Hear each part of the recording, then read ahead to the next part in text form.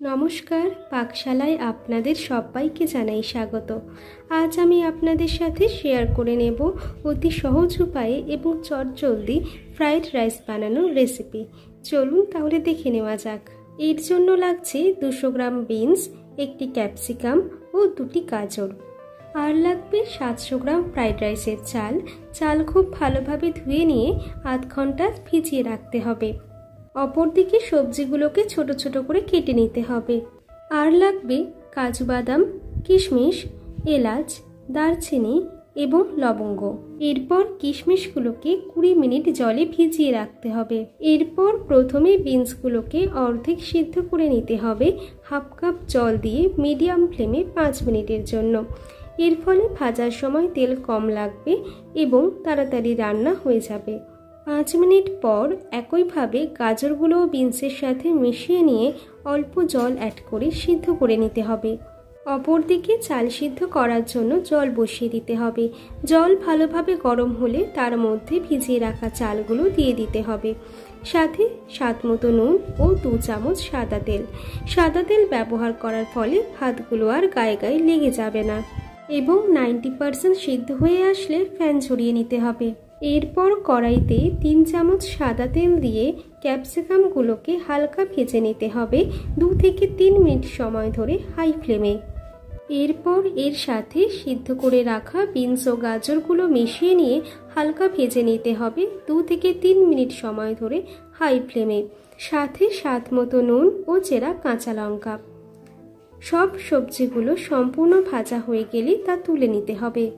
এরপর ওই কড়াইতে একটি চা চামচের 2 চামচ সাদা তেল ও 1 চামচ ঘি দিয়ে ভালোভাবে গরম হলে এর মধ্যে দিতে হবে এলাচ। অবশ্যই আপনারা এলাচ মুখ ফাটিয়ে ব্যবহার করবেন, এর ফলে এলাচের সুন্দর গন্ধ খুব ভালোভাবে বেরোতে পারে। এরপর দারচিনি, কাজু বাদাম, লবঙ্গ দিয়ে মিডিয়াম ফ্লেমে লাল লাল করে ভেজে নিতে হবে। এগুলো থেকে সুন্দর গন্ধ বেরোতে শুরু করলে ভেজে রাখা সবজিগুলো এর সাথে মিশিয়ে নিতে হবে। সাথে 1 চামচ গরম মশলা ও ভিজিয়ে রাখা কিশমিশ দিয়ে আবারও খুব ভালোভাবে মিশিয়ে নিতে হবে। এই ভাজা সবজিগুলোর মধ্যে থেকে কিছুটা অন্য পাত্রে তুলে নিতে হবে এবং কিছুটা কড়াইতে রেখে দিতে হবে। প্রথমে অল্প ভাত সবজিগুলোর সাথে মিশিয়ে নিতে হবে এবং পরে সম্পূর্ণ ভাত এবং সবজিগুলো দিয়ে খুব ভালোভাবে মিশিয়ে নিতে হবে। সাথে 2 চামচ চিনি এবং ওপর থেকে গরম মশলা ছড়িয়ে দিয়ে খুব ভালোভাবে মিশিয়ে নিতে হবে। এরপর ঢাকা দিয়ে গ্যাস অফ করে ভাবে 15 থেকে 20 মিনিট রেখে দিলেই ফ্রাইড রাইস একেবারে রেডি পরিবেশন করার জন্য। এটি আপনারা চিলি চিকেন বা ডিমের রেজালার সাথে পরিবেশন করতে পারেন। অসাধারণ খেতে হয়। এই দুটি রেসিপি আপনারা কিভাবে বানাবেন তার ভিডিও আমার চ্যানেলে আগেই আপলোড করা আছে এবং এই ভিডিওর ডেসক্রিপশন বক্সেও লিংক দেওয়া আছে, আপনারা সেখান থেকে একবার দেখে নেবেন। আজকের রেসিপিটি আপনারা বাড়িতে অবশ্যই একবার করবেন এবং জানাবেন কেমন লাগলো।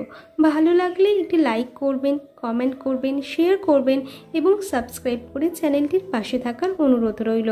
আজ এ পর্যন্তই, দেখা হবে নতুন কোনো রেসিপি নিয়ে। ধন্যবাদ।